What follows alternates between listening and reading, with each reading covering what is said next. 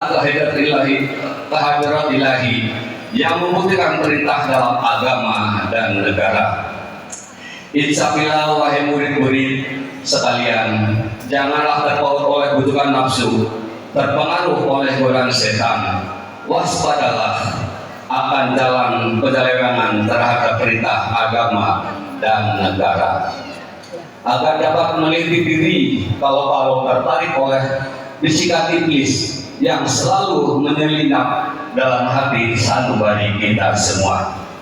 Lebih baik buktikan kebajikan yang timbul dari kesucian. Satu, terhadap orang-orang yang lebih tinggi daripada kita, dohir dan batin, mesti kita hormati. Begitulah semestinya hidup rukun dan saling harga menghargai. Yang kedua, terhadap sesama yang sederajat dengan kita dalam segala-galanya, jangan sampai terjadi persengketaan. Sebaliknya, mesti bersikap rendah hati, bergotong royong dalam melaksanakan perintah agama dan negara. Jangan sampai terjadi perselisihan dan persengketaan kalau kita terkena firman-Nya Asyarun Alim yang berarti duka nestapa untuk selama-lamanya dari dunia sampai akhirat, badan payah hati susah. Yang ketiga, terhadap orang-orang yang keadaannya di bawah kita, jangan hendak menghinakannya atau berbuat tidak senonoh. Bersikap angkuh, sebaliknya meski belas kasihan dengan kesadaran, agar mereka merasa senang dan gembira hatinya. Jangan sampai merasa takut dan liar, bagaikan tersayat hatinya. Sebaliknya mesti dituntun, dibimbing dengan nasihat yang lemah lembut, yang akan memberikan keinsafan dalam menginjak jalan kebajikan. Yang keempat, terhadap fakir miskin, mesti kasih sayang, ramah tamah, serta bermanis budi, bersikap murah tangan, mencerminkan bahwa hati kita sadar. Coba rasakan diri kita pribadi, betapa pedihnya jika dalam keadaan kekurangan. Oleh karena itu, janganlah acuh tak acuh, hanya diri sendirilah yang senang, karena mereka jadi fakir miskin itu bukannya kehendak sendiri, namun itulah kodrat Tuhan. Demikianlah sesungguhnya sikap manusia yang penuh kesadaran, meskipun terhadap orang asing, karena mereka itu masih keturunan Nabi Adam alaihissalam. Mengingat ayat 70 surat Isra yang artinya, sangat kamu muliakan keturunan Adam alaihissalam, dan kami sebarkan segala yang berada di darat dan di lautan, dan kami beri mereka rezeki yang baik-baik, juga kami mengutamakan mereka lebih utama dari makhluk lainnya.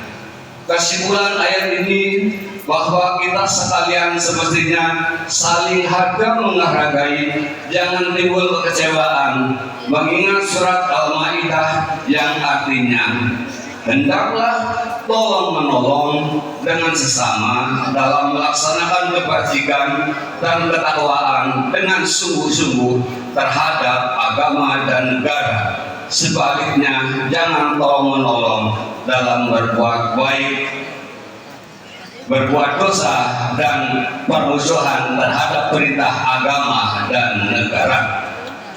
Adapun soal keagamaan itu terserah agamanya masing-masing. Mengingat surat Al-Kafirun ayat 6, agamamu untuk kamu, agamaku untukku. Maksudnya, jangan terjadi perselisihan. Wajiblah kita hidup rukun, saling harga menghargai, tetapi jangan sekali-kali ikut campur.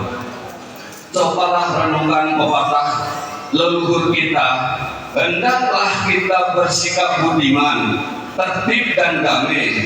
Andaikan tidak demikian, pasti sesal dahulu pendapatan, sesal kemudian tak berguna. Karena yang menyebabkan penderitaan diri pribadi itu adalah akibat dari amal perbuatan diri sendiri. Dalam surat An-Nahl ayat 113 diterangkan bahwa Tuhan Yang Maha Esa telah memberikan beberapa contoh, yakni tempat dan kampung, desa dan negara yang dahulunya aman, tentram, kemahrifah loh jinawi, namun penduduknya atau penghuninya mengingkari nikmat Allah, maka lalu berkecamuklah bencana kelaparan, penderitaan, dan ketakutan yang disebabkan sikap dan perbuatan mereka sendiri. Oleh karena demikian, hendaklah segenap murid-murid bertindak teliti dalam segala jalan yang ditempuh guna kebaikan zahir batin dunia akhirat, supaya hati tentram, jasad nyaman, jangan sekali-kali timbul persengketaan. Tiada lain tujuannya adalah budi utama jasmani sempurna cager bager. Tiada lain amalan kita Torekoh Kodrin Syabani Mahasuraya Sirna Rasa PPKN, amalkan dengan sebaik-baiknya guna mencapai segala kebajikan, menjauhi segala kejahatan zahir batin yang bertalian dengan jasmani dan rohani, yang selalu diselimuti bujukan nafsu, digoda oleh berdaya setan.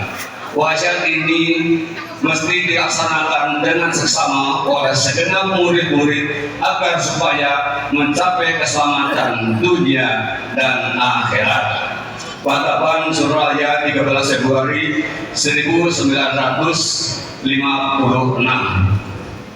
tertanda Syekh Sahidul Wafat Tadul Arifin bila Fakri Sahin radhiyallahu al-Fatihah. Alhamdulillah. Alhamdulillah. Iya. Sallallahu alaihi wasallam.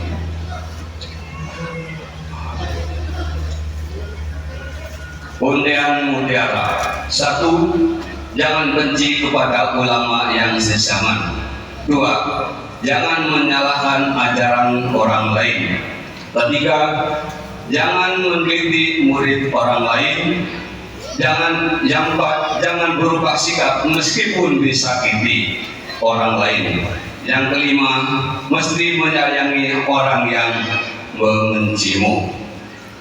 Ikuti pengasah guru almarhum bikaramati Syekh Muhammad Abdul Qasim Mansur Al-Fatihah. Alhamdulillah. Alhamdulillah.